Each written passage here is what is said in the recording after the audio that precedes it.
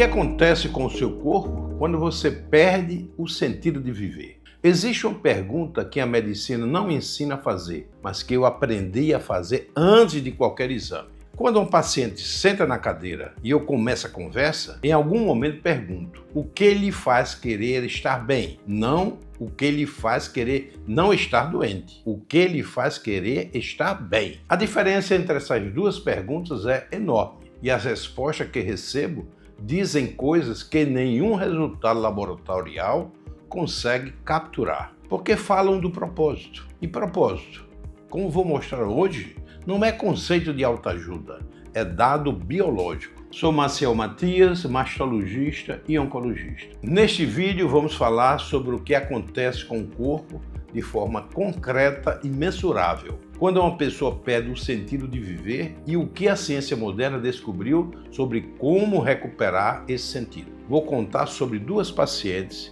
que acompanhei há alguns anos. Vou chamá-las com nomes fictícios de Tereza e Mariana. Tereza tinha 60 anos quando recebeu o diagnóstico. Aposentada, filhos criados, netos pequenos. Quando lhe perguntei o que fazia querer estar bem, ela respondeu sem hesitar: quero ver minha neta de 3 anos entrar na escola. Tenho um livro de receitas que prometi escrever. E tem uma horta que o meu marido plantou para mim que eu ainda não terminei de cuidar. Ela tinha razões concretas, pequenas e profundas. Fez o tratamento com uma disciplina e uma leveza que me impressionaram. Mariana tinha 48 anos, a outra paciente. Bem-sucedida profissionalmente, organizada, cumpridora totalmente de suas tarefas. Quando fiz a mesma pergunta, houve uma pausa longa. Ela me disse: honestamente, doutor, não sei bem. Não era desânimo passageiro, era uma resposta que ela mesma pareceu surpreender-se em dar. Os dois casos tinham protocolos semelhantes. A trajetória de adesão ao tratamento, de recuperação emocional e de qualidade de vida ao longo do acompanhamento foi completamente diferente. Propósito não é detalhe clínico, é variável central. Pesquisa de neuroendocrinologia mostram que a percepção de sentido na vida tem efeitos diretos e mensuráveis na biologia do indivíduo. Pessoas com senso de propósito claro apresentam níveis mais baixos de cortisol em situações de estresse, melhor funcionamento do sistema imunológico, menor índice de inflamação crônica e maior resiliência frente a diagnósticos severos. Uma colega oncologista com quem trabalho em caso de saúde mental oncológica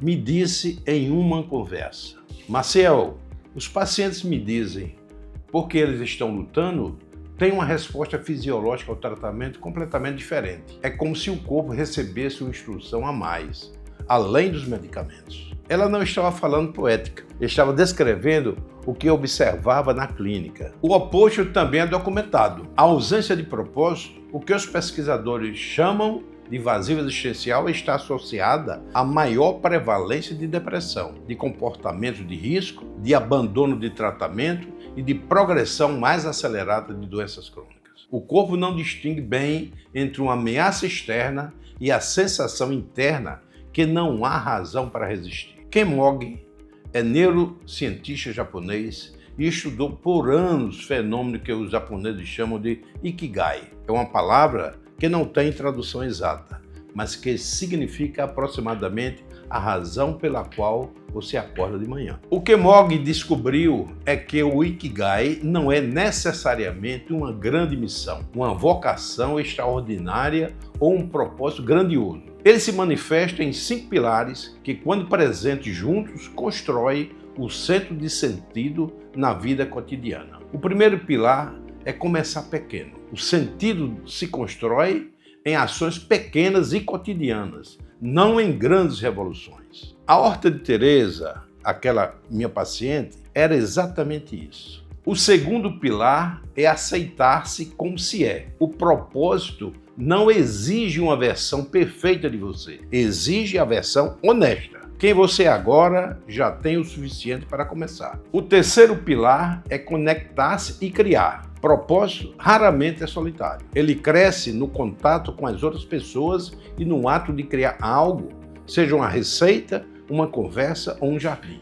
O quarto pilar é buscar alegrias pequenas. A cultura japonesa valoriza o que eles chamam de mono no aware, a beleza do transitório. Um café pela manhã, à luz de uma tarde, esses momentos não são supérfluos, são combustível. O quinto pilar é o que talvez mais importe para o que estamos discutindo aqui, estar no presente. O Ikigai não é encontrado numa vida futura idealizada. Ele existe ou não existe. Nesse momento, nesta semana, quando penso em Teresa, ela vivia o Ikigai sem saber nomear. Cada resposta que deu quando perguntei o que lhe fazia querer estar bem era um desses 5 pilares. Mariana, por outro lado, havia deixado de encontrar esses pontos de ancoragem na vida cotidiana. Não porque não existissem, porque havia parado de prestar atenção neles. Existe uma segunda dimensão do propósito que Kemoge não aborda diretamente, mas que o psicólogo James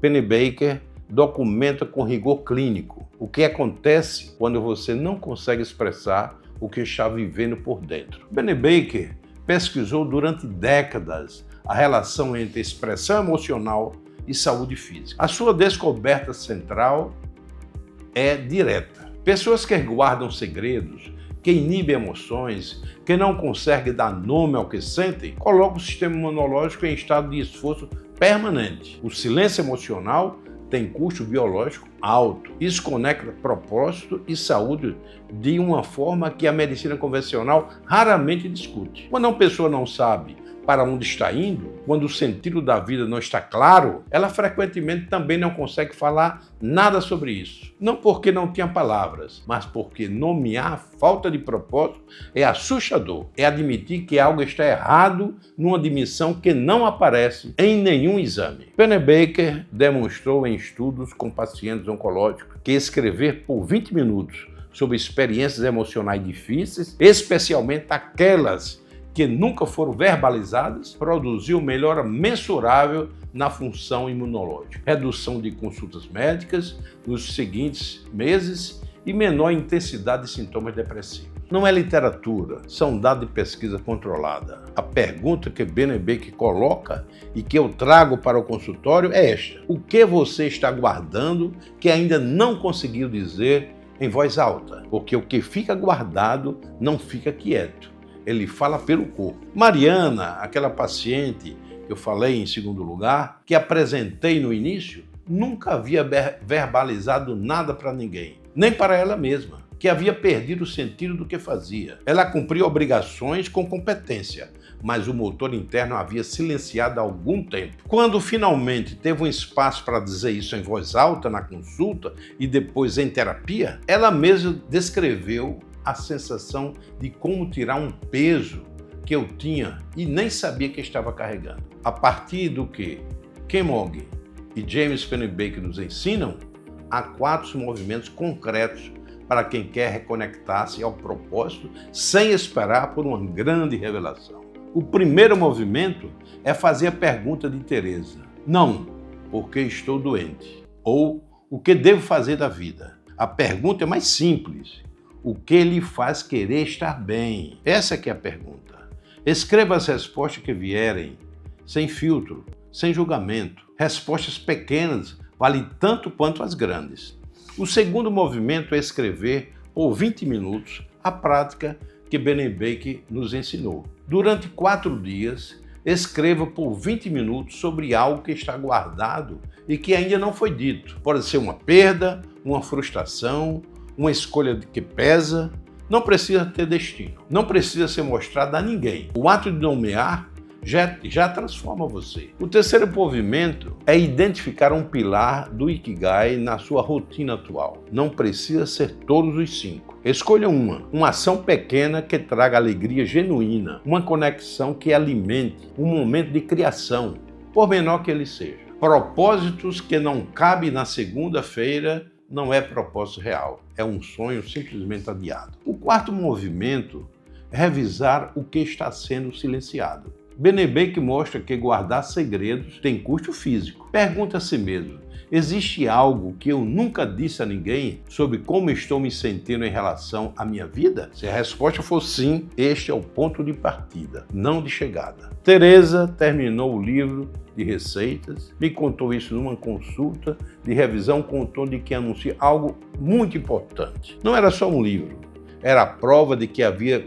cumprido uma das razões que a fizeram atravessar o tratamento. Mariana, a segunda, também avançou, mais devagar, com mais tropeços. Mas o fato de ter conseguido nomear o que estava guardado abriu um caminho que ela mesma nem sabia que existia. Kemog nos lembra que o Ikigai não existe grandiosidade. James Pennebaker nos lembra que o que fica guardado fala pelo corpo. E eu, como médico, aprendi que não basta tratar a doença, é preciso perguntar pela vida, porque a vida, quando tem sentido, é a principal aliada do seu tratamento. Nos comentários responda a pergunta que faço às minhas pacientes. O que lhe faz querer estar bem? Quero ler cada resposta. No próximo vídeo falaremos sobre relacionamentos, porque propósito vivido em solidão tem um teto. A vida integrada é sempre uma vida compartilhada. Até lá!